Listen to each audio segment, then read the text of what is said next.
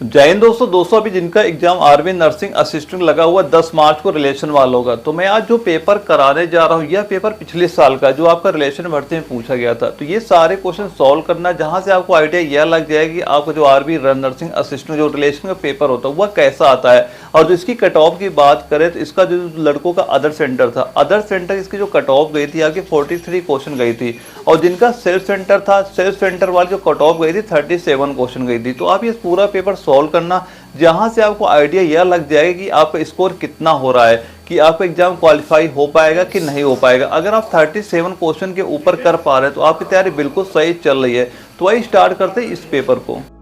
यहाँ पे मैं जितने भी क्वेश्चन करा रहा हूँ सारे क्वेश्चन मोस्ट इंपॉर्टेंट है। अब ये सारे क्वेश्चन जरूर लिखते रहना, क्योंकि सबसे ज्यादा क्वेश्चन का रिपीट जरूर होता है जब भी आपका आर्मी एनए का एग्जाम लगेगा। और बाद में आप ये भी बताना कि आप कितना स्कोर यहाँ पे हो रहा है। अगर ये मान चलना जो भी लड़के मान लो 35 प्लस क्वेश्चन कर पा रहे हैं, उनकी तैयारी बहुत अच्छी यहाँ पे चल रही है। तो आइए स्टार्ट करते हैं। और क्वेश्चन आपको और जो क्वेश्चन आपके लखनऊ जिडारो में पूछे गए थे, और इसमें जो हमारा पहला क्वेश्चन आया था इसमें पूछा गया था जब जीवाणु विभिन्न प्रकार की मोटी भित्ति वाले बीजाणु बनाते हैं तो उनमें किस प्रकार का अनुकूलन देखा जाता है। और जो 4 ऑप्शन वहां पे दिए गए थे, पहला था हमारा स्वरूपण, दूसरा है विनियमन, और तीसरा हमारा निलंबन, और चौथा क्या दिया गया था, प्रवास।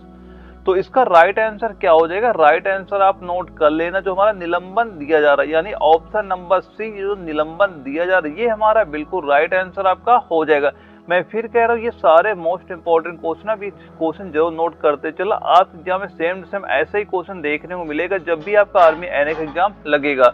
और जो हमारा अगला क्वेश्चन था 2 नंबर, इसमें पूछ रहा है कि अजैविकों कारकों के प्रति जंतुओं की प्रतिक्रिया के संबंध में असंगत का चयन कीजिए। और इसके 4 ऑप्शन क्या थे, पहला है प्रजनन, दूसरा निलंबन, तीसरा है प्रवास, और चौथा क्या है, संरूपण। तो राइट आंसर क्या हो जाएगा, राइट आंसर आप नोट कर लेना इसका प्रजनन, यानी ऑप्शन नंबर ए हमारा बिल्कुल राइट आंसर आपका हो जाएगा।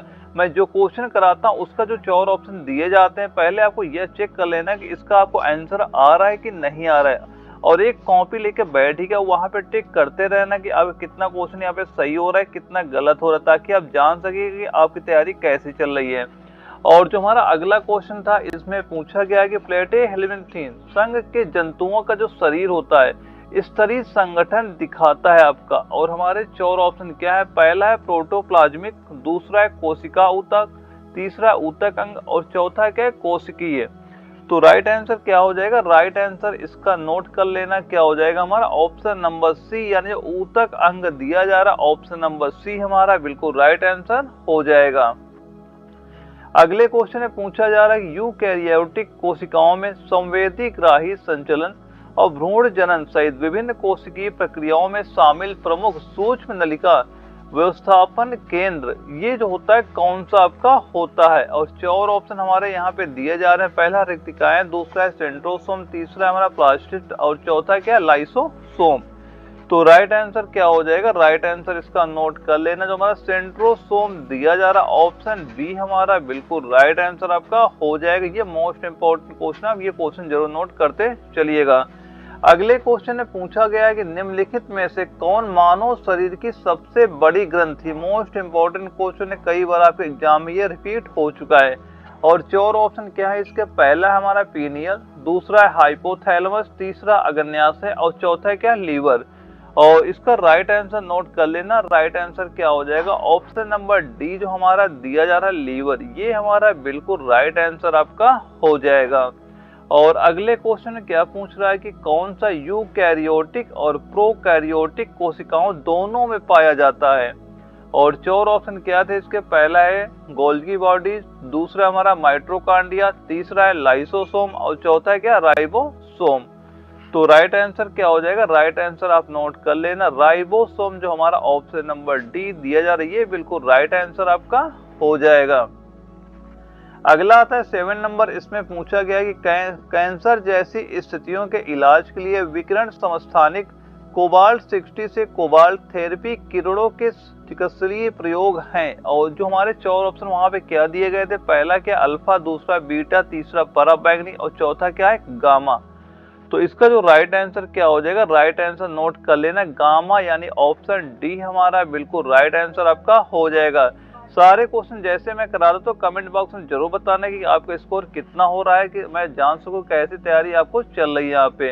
अगले क्वेश्चन में पूछा जा रहा है कि तोते निम्नलिखित में से किस वर्ग से संबंधित हैं। जितने आपके वर्ग वाले क्वेश्चन आते हैं, मोस्ट इंपोर्टेंट क्वेश्चन है, जब भी आपका एग्जाम लगेगा यहाँ से ये मान चलना 2 क्वेश्चन आपको यहाँ से बिल्कुल देखने को मिल जाएंगे। और इसके 4 ऑप्शन क्या दिए जा रहे हैं, पहला हमारा एम्फीबिया, दूसरा स्तनी वर्ग, तीसरा है सरीसृप और चौथा है क्या एवीज। तो राइट आंसर क्या हो जाएगा, राइट आंसर आप नोट कर लेना एवीज, यानी ऑप्शन डी हमारा बिल्कुल राइट आंसर आपका हो जाएगा।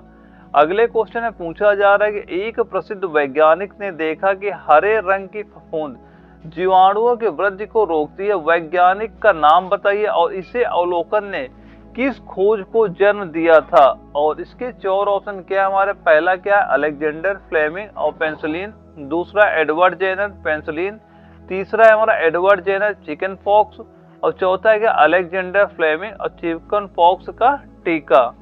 तो राइट आंसर क्या हो जाएगा, राइट आंसर आप नोट कर लेना, जो हमारा ऑप्शन नंबर ए दिया जा रहा Alexander Fleming penicillin, option A हमारा बिल्कुल राइट आंसर आपका हो जाएगा। अगले क्वेश्चन में पूछ रहा है कि पादप कोशिका में मुख्य रूप से ऐसे कोशिकांग होते हैं जिनमें स्टार्च, तेल, प्रोटीन कोशिकाओं जैसे पदार्थ जमा होते हैं। और 4 ऑप्शन दिए जा रहे हैं हमारे, तो इसका जो राइट आंसर नोट कर लेना, राइट आंसर आपका क्या हो जाएगा, जो हमारा ऑप्शन नंबर ए दिया जा रहा है ल्यूकोप्लास्ट, यानी जो ऑप्शन ए है हमारा ये बिल्कुल राइट आंसर आपका हो जाएगा। अगले क्वेश्चन में पूछा गया कि अमीबा खाली स्तन प्रक्रिया के माध्यम से अपना भोजन प्राप्त करता है। और इसके 4 ऑप्शन क्या है, पहला हमारा एडोसोइटोसिस, दूसरा है प्रकाश संश्लेषण, तीसरा हो गया एक्सोसाइटोसिस और चौथा क्या हो जाएगा विसरण। तो राइट आंसर क्या हो जाएगा, राइट आंसर आप नोट कर लेना एडोसाइटोसिस, जो हमारा दिया जा रहा ऑप्शन ए ये बिल्कुल राइट आंसर आपका हो जाएगा। अगले क्वेश्चन में पूछा गया था कि मानव शरीर की लार में निम्नलिखित में से कौन सा एंजाइम पाया जाता है जो स्टार्च को साधारण शर्करा में तोड़ देता है। तो उस एंजाइम का नाम क्या हो जाएगा, उस एंजाइम का आप नाम नोट कर लेना, क्या हो जाएगा एमाइलेज, यानी जो ऑप्शन डी हमारा ये बिल्कुल राइट आंसर आपका हो जाएगा। अगले क्वेश्चन में पूछ रहा है कि निम्नलिखित में से कौन प्राणी जगत के संधिपाद प्राणी समूह से संबंधित नहीं है। कह रहा कौन सा इसमें संबंधित आपका नहीं है। तो ये हमारे जो 4 ऑप्शन आपके दिए जा रहे हैं, इसमें आपको कौन सा लगता है जो इनसे संबंधित नहीं हो जाएगा, जो हमारा ये ऑप्शन डी है अष्टबाहु, केवल यही हो जाएगा जो हमारा क्या हो जाएगा प्राणी जगत के संधिपाद प्राणी, यानी जो अर्थोपोडा समूह होता है उससे संबंधित आपका नहीं होगा। और ये जो तीनों हमारे क्या हो जाएंगे अर्थोपोडा समूह से आपके संबंधित होते हैं, इसलिए ऑप्शन डी हमारा बिल्कुल राइट आंसर आपका हो जाएगा। अगले क्वेश्चन में पूछा गया था कि मानव शरीर में निम्नलिखित में से कौन सी ग्रंथि पित्त रस स्राव करती है। और इसके 4 ऑप्शन हमारे दिए गए थे, इसका राइट आंसर नोट कर लेना, राइट आंसर क्या हो जाएगा यकृत, यानी ऑप्शन डी हमारा बिल्कुल राइट आंसर आपका हो जाएगा। अगले क्वेश्चन में पूछा गया है कि खालिस्तान चींटी के डंक में प्राकृतिक रूप से पाया जाने वाला जो अम्ल होता है वह आपका कौन सा है। और 4 ऑप्शन क्या है, पहला एथेनोइक अम्ल, दूसरा है लैक्टिक अम्ल, तीसरा है ऑक्जेलिक अम्ल और चौथा क्या है साइट्रिक अम्ल। तो राइट आंसर नोट कर लेना, राइट आंसर क्या हो जाएगा मेथेनोइक अम्ल, यानी ऑप्शन ए हमारा बिल्कुल राइट आंसर आपका हो जाएगा। और इसके बाद हमारा अगला सेक्शन आपका आता है, अगला सेक्शन आता है केमिस्ट्री का। केमिस्ट्री के भी आपके टोटल 15 क्वेश्चन आपके एग्जाम में पूछे जाते हैं। और जो हमारा पहला क्वेश्चन है इसमें पूछा गया कि जब हाइड्रोजन के निर्माण के लिए रक्त तप्त लोहे की राड के ऊपर से भाप गुजारकर रासायनिक समीकरण को संतुलित किया जाता है तो समीकरण के बाएं पक्ष में पानी के अणुओं की संख्या कितनी होती है। तो इसका राइट आंसर नोट कर लेना, पानी के अणुओं की संख्या कितनी बनती है, वह 4 बनती है आपकी, यानी ऑप्शन ए हमारा बिल्कुल राइट आंसर आपका हो जाएगा। मैं बार बार कह रहा हूँ ये सारे क्वेश्चन मोस्ट इंपोर्टेंट क्वेश्चन, आप ये सारे क्वेश्चन जो नोट करते चलिएगा। अगले क्वेश्चन में पूछा गया कि निम्नलिखित में से कौन सी प्रक्रिया तरल को सीधे उसके वाष्प रूप में परिवर्तित करती है। और 4 ऑप्शन क्या है, पहला है भाप बनना, दूसरा ऊर्ध्वपतन, तीसरा है संघनन और चौथा है क्या वाष्पीकरण। तो राइट आंसर क्या हो जाएगा, राइट आंसर आप इसका नोट कर लेना, क्या हो जाएगा वाष्पीकरण, यानी ऑप्शन डी हमारा बिल्कुल राइट आंसर आपका हो जाएगा। अगले क्वेश्चन में पूछा गया था कि निम्नलिखित में से किस तत्व का उपयोग पानी के उपचार शुद्धिकरण के लिए किया जा सकता है। और 4 ऑप्शन क्या थे, पहला है मैग्नीशियम, दूसरा है सीसा, तीसरा है क्लोरीन और चौथा क्या है पोटेशियम। तो राइट आंसर नोट कर लेना, राइट आंसर इसका क्या हो जाएगा, क्लोरीन, यानी ऑप्शन सी हमारा बिल्कुल राइट आंसर आपका हो जाएगा।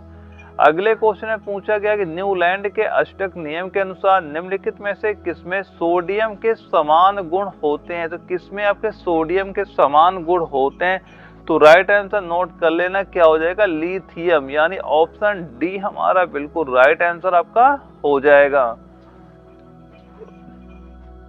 अगले क्वेश्चन में पूछ रहा है कि क्वार्ट्ज का प्राथमिक घटक निम्नलिखित में से कौन सा होता है। और 4 ऑप्शन क्या है, पहला हो गया हमारा जिंक, दूसरा हो गया एल्यूमिनियम, तीसरा हो गया सिलिका और चौथा हो गया आयरन।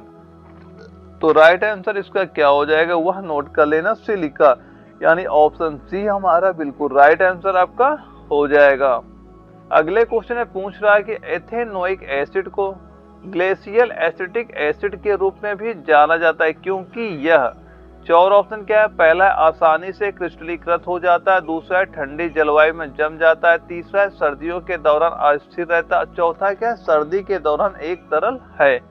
तो राइट आंसर क्या हो जाएगा, राइट आंसर आप नोट कर लेना, क्या हो जाएगा, ठंडी जलवायु में जम जाता है, ऑप्शन बी हमारा बिल्कुल राइट आंसर आपका हो जाएगा। अगले क्वेश्चन में पूछ रहा है कि घरों में खाना पकाने के लिए उपयोग की जाने वाली तरल पेट्रोलियम गैस जो एलपीजी होती है निम्न में से किसका मिश्रण होती है। मोस्ट इंपोर्टेंट क्वेश्चन है, कई बार आपके एग्जाम में ये क्वेश्चन रिपीट हो चुका है।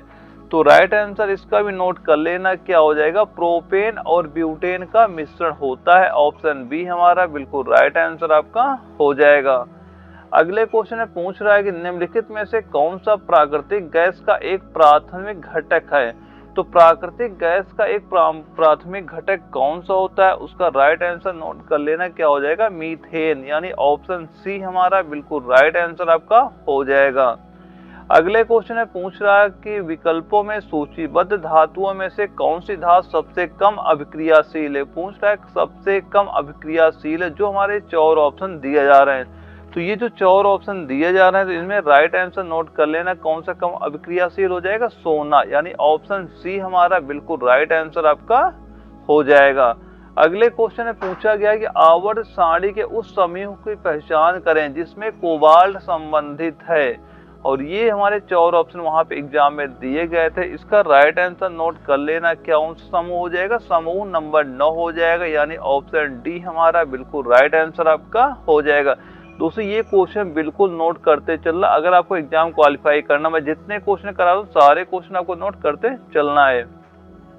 अगले क्वेश्चन में पूछा गया कि लिथियम, सोडियम और पोटेशियम जैसे रासायनिक रूप से समान गुण वाले तत्वों को किसने व्यवस्थित किया और यह प्रदर्शित किया कि अन्य 2 तत्वों के गुणों के आधार पर बीज वाले तत्वों के गुण का अनुमान लगाया जा सकता है। और ये हमारे 4 नाम दिए गए थे, इसका राइट आंसर नोट कर लेना, वह कितना हो जाएगा, जोहान डोबेरनाइनर जो हमारा दिया जा रहा है, ऑप्शन ए, ये बिल्कुल राइट आंसर हमारा हो जाएगा।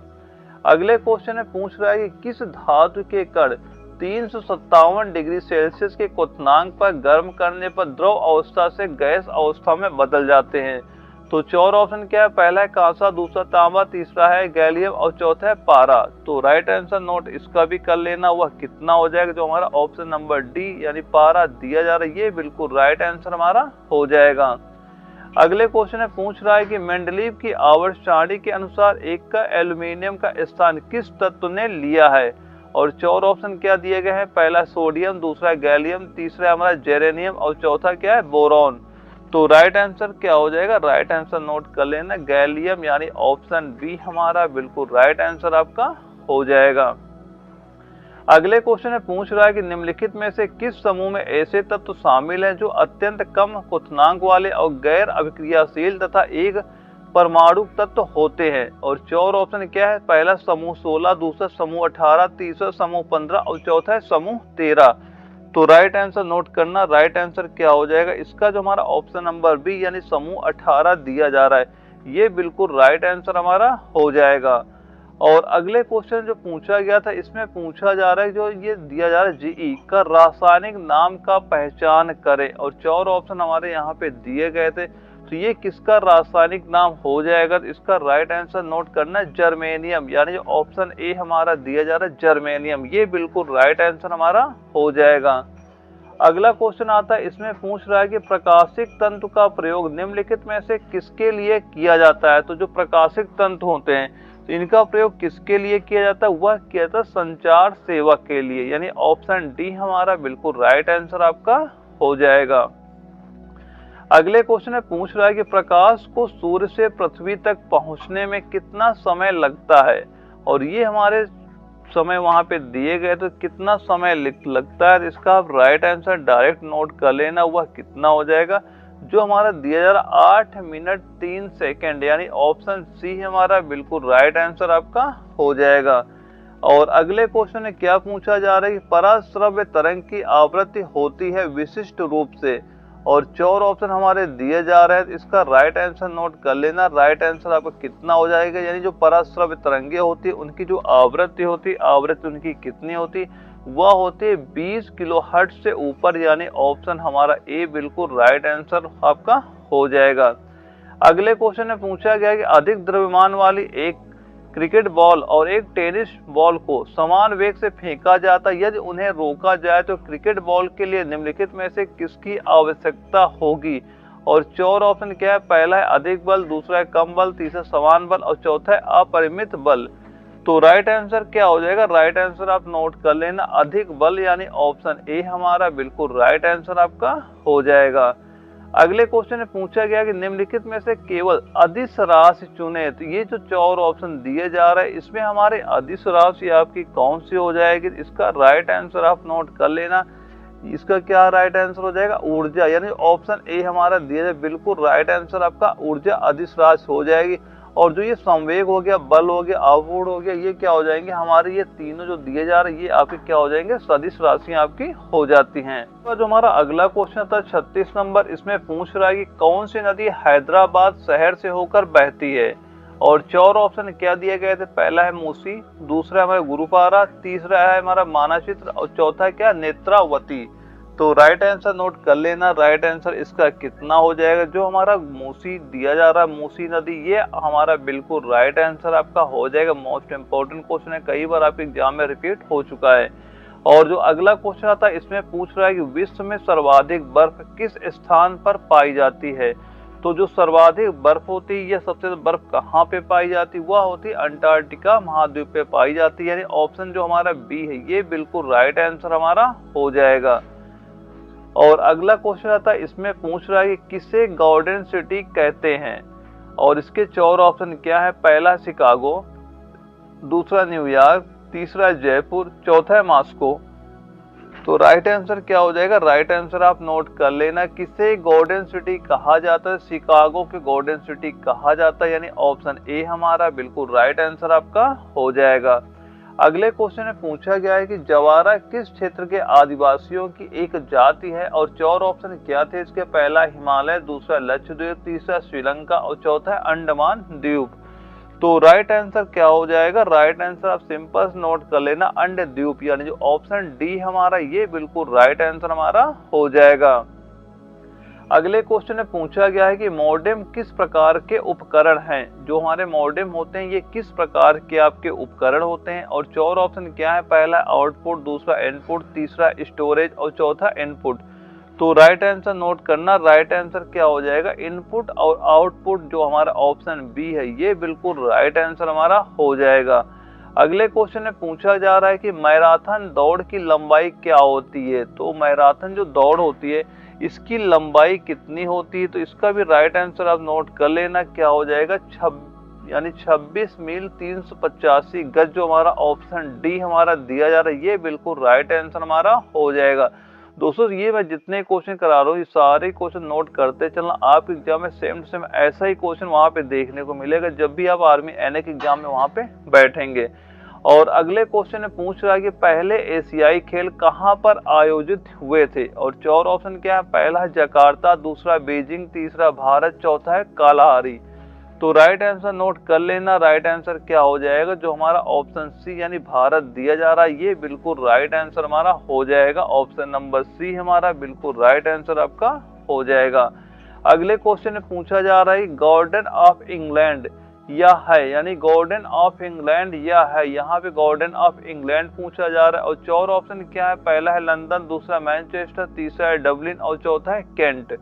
तो राइट आंसर नोट कर लेना। राइट आंसर क्या हो जाएगा, केंट, जो हमारा ऑप्शन डी है, ये बिल्कुल राइट आंसर आपका हो जाएगा। मोस्ट इंपोर्टेंट क्वेश्चन है, कई बार आपके एग्जाम में रिपीट हो चुका है। अगले क्वेश्चन में पूछा जा रहा है शिक्षा राष्ट्रीय दिवस प्रत्येक वर्ष खाली स्थान को मनाया जाता है। तो जो शिक्षा राष्ट्रीय दिवस है यह प्रत्येक वर्ष में कब मनाया जाता है, यह 11 नवंबर को मनाया जाता है। ऑप्शन डी हमारा बिल्कुल राइट आंसर आपका हो जाएगा। अगले क्वेश्चन में पूछ रहा है कि निम्नलिखित में से कौन सा मंगोलिया की मुद्रा है। तो जो मुद्रा वाला क्वेश्चन आता है लगभग जब भी आप एग्जाम में बैठेंगे एक क्वेश्चन आपको यहाँ बिल्कुल देखने को मिल जाता है। तो जो मंगोलिया की जो मुद्रा है, मंगोलिया मुद्रा का नाम क्या होता है, वह होता है तुगरिक, यानी ऑप्शन बी जो हमारा है ये बिल्कुल राइट आंसर आपका हो जाएगा। और इसके बाद जो हमारा अगला सेक्शन आता है मैथमेटिक्स का आता है। जो मैथ के क्वेश्चन 5 क्वेश्चन है बिल्कुल नॉर्मल से क्वेश्चन है, इतना टफ क्वेश्चन वहाँ पे नहीं आते हैं। अगर आपको बेसिक मैथ की सही है तो 5 क्वेश्चन बहुत ही आसानी पे वहाँ पे आप सॉल्व कर लेंगे। जैसे कि जो पहला क्वेश्चन है 46 नंबर आ रहा है, इसमें क्या पूछा जा रहा है कि 2 रेलगाड़ियों की लंबाई का अनुपात दे रहा है 4:3 है और उनकी चाल का अनुपात है 6:5 है। तो किसी खंबे को पार करने में उनके द्वारा लिया गया समय का अनुपात क्या होता है। वहां पे सबसे पहले जो दिया क्या जा रहा है, लंबाई का अनुपात क्या हो जाएगा, 4:3 दिया गया है। और दूसरा क्या दिया जा रहा है, उनकी चालों का अनुपात क्या दिया जा रहा है, स्पीड जो है स्पीड का अनुपात दे रहा है 6:5। और उनसे पूछ रहा है कि ये बताओ उनके समय का अनुपात क्या हो जाएगा। समय का अनुपात सिंपल से क्या करेंगे, इन दोनों क्या कर दो तिरछा गुणा, इनको क्या कर दो तिरछा गुणा कर दो, 5 × 4 कर देंगे, यहाँ पे 20 आ गया। और यहाँ पे क्या करेंगे, ये हमारा क्या हो गया 20 हो गया, इसका इससे कर देंगे कितना हो जाएगा 18 हो जाएगा। तो इसका राइट आंसर क्या हो जाएगा, यहाँ पे हमें ऐसे ही मिल गया, ऑप्शन ए मिल जाता है, बिल्कुल राइट आंसर हमारा हो जाएगा। और यहाँ पे एक आंसर और दे सकते हैं, यानी हम छोटा माल और जो कटता काट भी सकते थे, इसे काटेंगे कितना हो जाएगा 10 हो जाएगा, इसे काटेंगे 9 हो जाएगा। हो सकता है आपको ऑप्शन इस बार जब पेपर में आपके क्वेश्चन रिपीट हो यहाँ पे आपको 10:9 भी आपको देखने को मिल जाएगा। लेकिन इसका राइट आंसर क्या हो जाएगा, ऑप्शन ए हमारा बिल्कुल राइट आंसर हमारा हो जाएगा। अगले क्वेश्चन में पूछ रहा है कि साधारण ब्याज की किस दर पर किसी धन का 10 वर्ष का ब्याज उस धन का 2/5 होगा।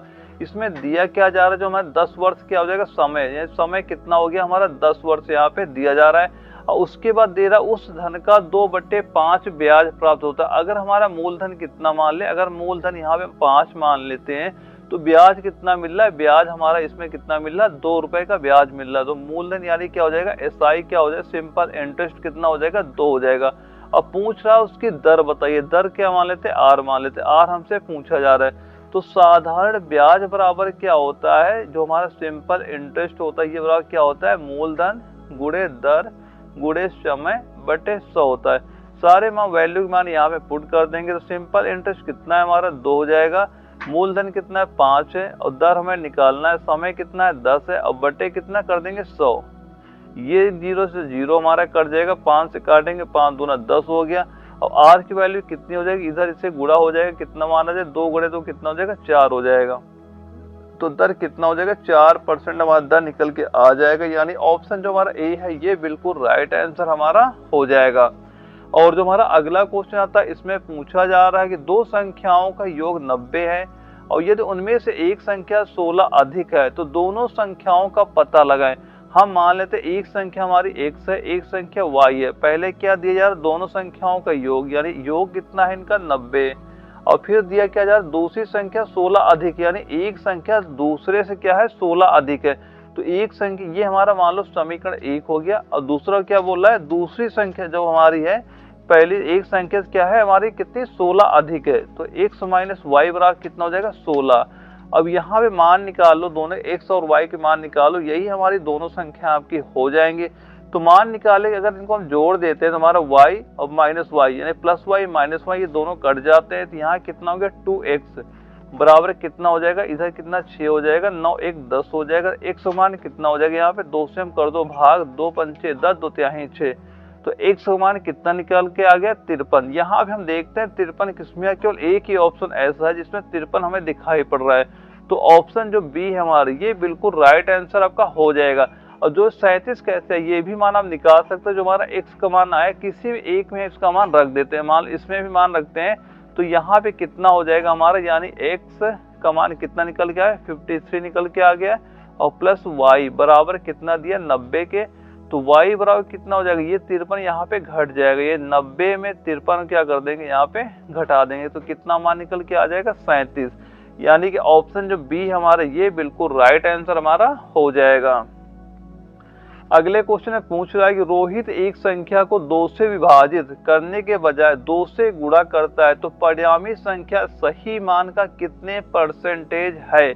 हम ये मान लेते हैं, जो मान लेते हैं हमें जो संख्या कितनी 10 है, संख्या कितनी मान ली हमने 10, और हमें करना क्या था, रोहित एक संख्या का 2 से विभाजित करना था। अगर इसे हम 2 से भाग करते तो कितना आता हमारे यहाँ पे 5 आता, लेकिन हमने भाग नहीं किया, वहां पे हमने कर क्या दिया, गुणा कर दिया आ गया, वो भी गुणा किससे किया 2 से हमने यहाँ पे गुणा किया है। तो अगर इस संख्या को हम 2 से गुणा कर देंगे, 10 गुणे 2 करेंगे कितना आ जाएगा, कितना हो जाएगा 20 हो जाएगा।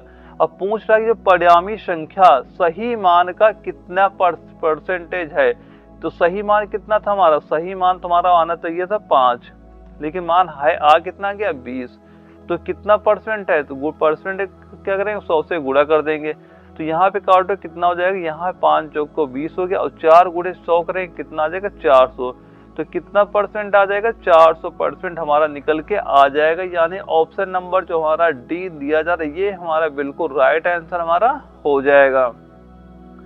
अगला क्वेश्चन था, इसमें पूछ क्या रहा है कि एक बंदर 12 मीटर ऊंचे फिसलाऊ खंबे पर चढ़ता है, और वह अपने पहले मिनट में वह 2 मीटर चढ़ता है, और अगले मिनट में वह 1 मीटर नीचे फिसलता है। इस तरह खंबे के शीर्ष तक पहुंचने में उसे कितना समय लगेगा। तो ये हम एक मान लेते हैं, ये हमारा एक क्या हो गया, खंबा हो गया। और कोई बंदर मान लो यहाँ पे बैठा, पहले मिनट में क्या करता है, वो एक मान लो कितना चढ़ता है 2 मिनट चढ़ता है, फिर अगले मिनट में 1 मिनट फिसल जाता है। तो ये बताओ यहाँ पे इस खंबे की लंबाई कितनी टोटल दी जा रही, वो दी जा रही 12 मीटर हमें यहाँ पे दी जा रही है। तो ये बताओ मैंने 1 मिनट में 2 पहले चढ़ा, फिर अगले मिनट खिसक आया, यानी कि 2 मिनट में वो कितना चढ़ता है, ये मान चलो कितना चढ़ेगा 1 मीटर वो चढ़ता है, कितना चढ़ता है 1 मीटर, कितना चढ़ता है यहाँ पे 1 मीटर, और हमें चढ़ाना कितना 12 मीटर। तो ये बताओ अगर 1 मीटर चढ़ने में 2 मिनट लगता है, तो 10 मीटर वो जब चढ़ेगा 10 मीटर, यानी इसका 10 गुना हुआ तो इसका भी 10 गुना कितना हो जाएगा, यानी कितना हो जाएगा 20, यानी 20 मिनट में कितना चढ़ गया, वो 20 मिनट चढ़ चुका है 10 मीटर, कितना चढ़ गया 10 मीटर। अब जो हमारा अगला मीटर आएगा, यानी जो हमारा अगला मिनट आएगा, अब पहले कितना चढ़ेगा, पहले मिनट चढ़ता है 2 मीटर, तो यानी जो हमारा अगला 1 मिनट इसमें अगर हम जोड़ेंगे अगला मिनट, तो कितना हो जाएगा 21 मिनट हो जाएगा। और 1 मिनट पहले चढ़ता है कितना है, वो चढ़ता है 2 मीटर, कितना चढ़ता है 2 मीटर यहाँ पे पहले मिनट में वो चढ़ता है। तो 2 मीटर जैसे ही वो यहाँ पे चढ़ेगा, टोटल हमारा कितना हो जाएगा, यहाँ पे हो जाएगा 12 मीटर, और खंभे की लंबाई भी कितनी है 12 मीटर, यानी 12 मीटर चढ़ के वो यहाँ पे आके बैठ जाएगा। तो इसमें पूछा जा रहा है कि खंभे के शीर्ष तक पहुंचने में उसे कितना समय लगेगा, तो कितना समय हमारा यहाँ पे लग रहा है 21 मिनट, यानी जो ऑप्शन नंबर बी है हमारा ये बिल्कुल राइट आंसर हमारा हो जाएगा। तो हमने यहाँ पे जितने भी क्वेश्चन कराए हैं, अगर हमें किसी भी क्वेश्चन में कोई डाउट होता तो हमें कमेंट बॉक्स में बता सकते हैं, उसका मैं सोल्यूशन बिल्कुल वहाँ प्रोवाइड करा दूंगा। लेकिन अगर आप चैनल नए हो, चैनल सब्सक्राइब कर लीजिएगा, ताकि आगे चल के आपको इस तरह की वीडियो मिलते रहें। ओके दोस्तों, मिलते हैं अगले वीडियो में, तब तक के लिए जय हिंद।